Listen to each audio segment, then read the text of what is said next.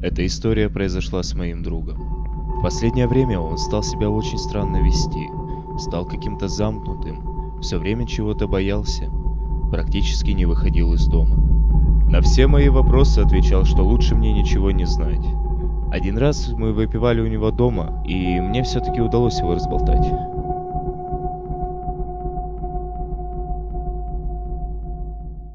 Это началось в прошлом месяце.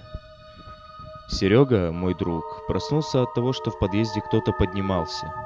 Самое странное, что шум никого из его семьи не разбудил. Человек шел медленно, громко постукивая чем-то о железные прутья перил.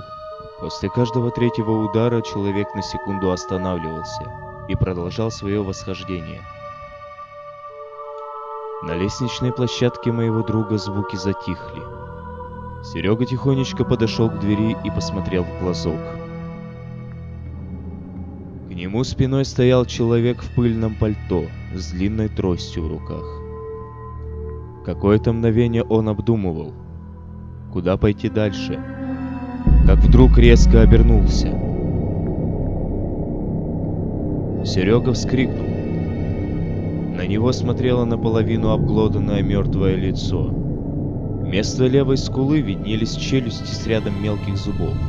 Поэтому создавалось впечатление, что ночной гость улыбается. Большие белые глаза, словно не у зрячего человека. Мертвец поднял бледную, лишенную безымянного пальца руку, которую держал трость, и неторопливо постучал по двери. Мой друг бросился от двери в свою комнату.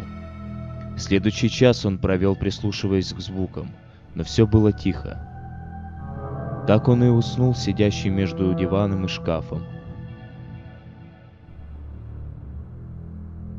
Проснувшись на следующее утро, Серега подумал, не привиделось ли ему это. Но в следующую ночь все повторилось заново. Так он стал приходить каждую ночь. И с каждым разом все больше задерживался у квартиры моего друга.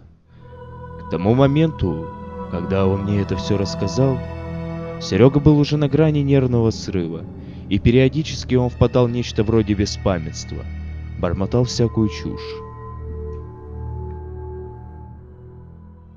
После рассказа мы еще какое-то время посидели, и я пошел домой, размышляя о том, что рассказал мне друг.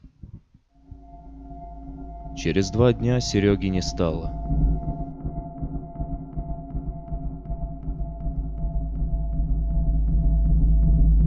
Тело Сереги нашли утром соседи, собираясь на работу. Он лежал перед своей открытой дверью, в домашней одежде. Видимо, пытался выйти из квартиры. Никаких насильственных следов. Как мне потом сказали, у него была остановка сердца, нарушение ритма.